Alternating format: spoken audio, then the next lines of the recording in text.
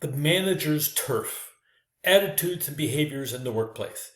You can't control everything. You really can't control attitudes. To some extent, you can control behaviors because of the fact that you're employing somebody to come into the workplace and to do certain things that we describe in a job description. They should be performing that in an adequate methodology that really is satisfactory to you. If it is not, then it's on you. You need to make certain that happens. Now, there's positive ways of doing it. There's different ways to reward. You can reward something that some people love, intrinsic motivation. So it's on the inside. Some people have the extrinsic. There's different ways of motivating them by controlling outside behavior, by having different methodologies for where they sit, that type of thing. But let's look at some of the areas that we really have. Are employees connected to work? Okay, do you like or dislike your job? Identify with your organization and important workplace behaviors. I have to tell you, I am an expert in the aspect of job satisfaction and its correlation to the aspect of is a happy employee more productive? You would think so. It's not quite as clear as people sit down and they make you think. Here's what it is.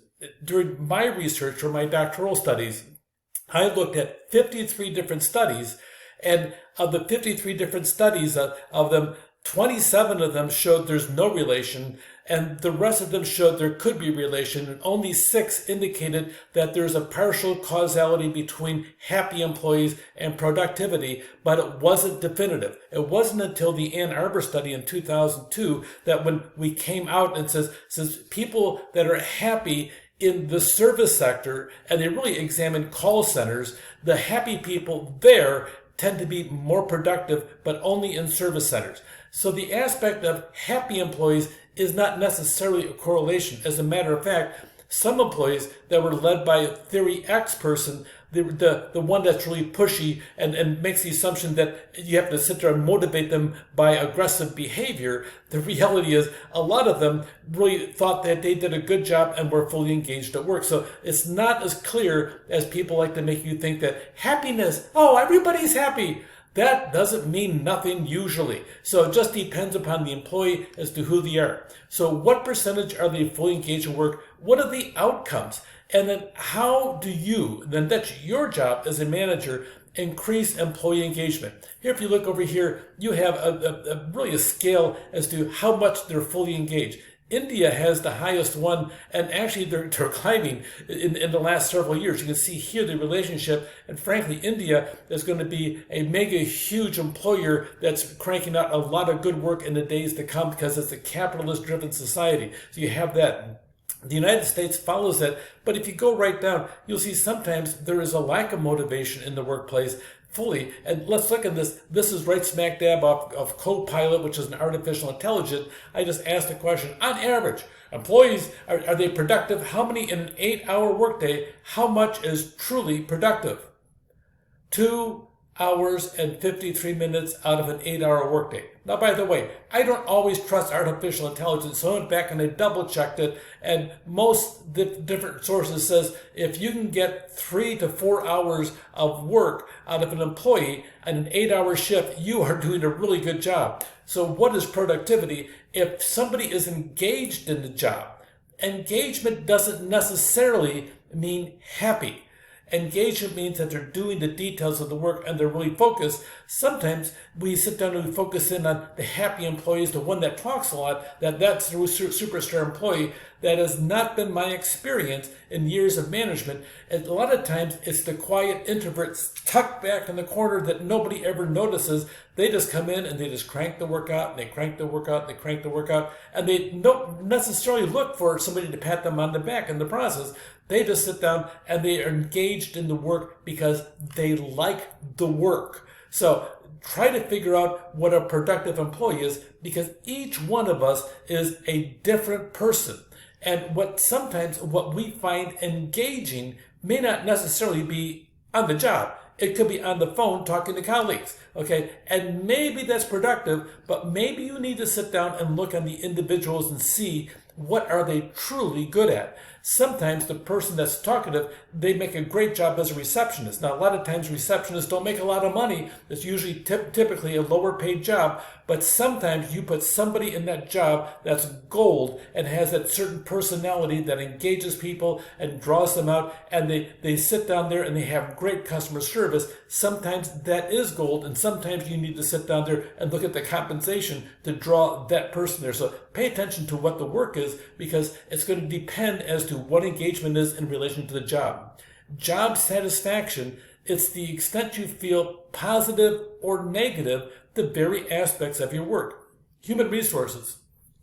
About 80%, maybe 75% of the work is really the whole thing of recruiting and then selecting employees.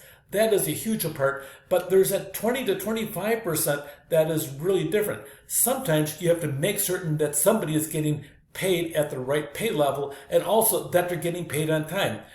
Faculty at IVC, where I work, we get paid once a month.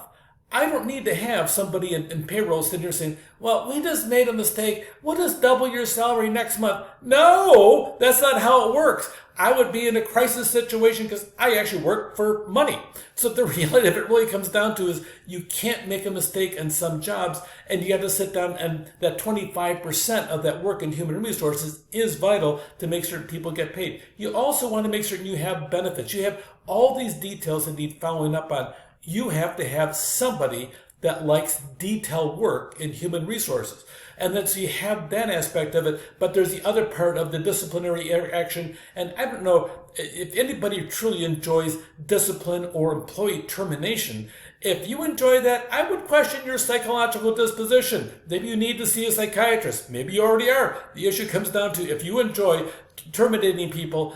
Personally, most people in society would think, okay, I don't know if I want to hang with that person. So the reality is satisfaction is going to depend upon the person. And you're going to find if you pay attention as a manager, there are certain things you can entrust this person with to get done much better than this person over here, even though they're paid the same, even though in their same job description, even though really that you shouldn't have any preferential treatment. All that's true. It's just that if you want this thing done, you trust this person to get it in the process. So the commitment to the organization, the extent that you identify with the goals, that's a big deal. Sometimes you will sit down and get a sleeper, an employee who really is just average, and all of a sudden you put them on an assignment and they excel and they are superstars in the process. There's a significant positive relationship between the commitment and job satisfaction, not happiness, but satisfaction, performance, and turnover, and organizational citizenship behavior. Now, I'm going to talk about job satisfaction and that relation to performance. Okay, if you enjoy the work, enjoy the work. Now, sometimes it's extroverted work, sometimes introverted work. It just depends what it really is. If the employee enjoys the work, their performance can actually be fabulous. Just depends how it is. But that turnover aspect, keep in mind there is a cost. If you hire somebody and they leave, the data shows that it takes 6 months of work, 6 months of work for a new employee to make up for the time that was off. You're going to spend about 6 months of salary bringing a new employee in to have the average employee to take over that position and do the job adequately well. That's a lot of money. So if you anything at all, the best thing you do is make sure they don't leave. So look at the pro-social behavior, the pro-social motivation. How does that happen? And then the citizenship behavior inside the organization. Are they helping people? Are they dragging people down? Sometimes your happy, cheerful people, they don't help because they're too busy drinking coffee, talking about something else in the latest thing, and they're not doing the work, but they're sure are entertaining. So pay attention to the counterproductive work behaviors. Look on their productivity and performance. Look at absenteeism and turnover, especially the Friday, Monday syndrome. A lot of people, they call in sick on either one of those days, or sometimes both. Pay attention to that. Look at the aspect of the increasing the pro-social behavior. A lot of times after work activities really do engage people, but some people it turns them off. So depending upon where they're at. So look on the aspect, we have a lot of descriptions about pro-social motivation, but look at the behaviors.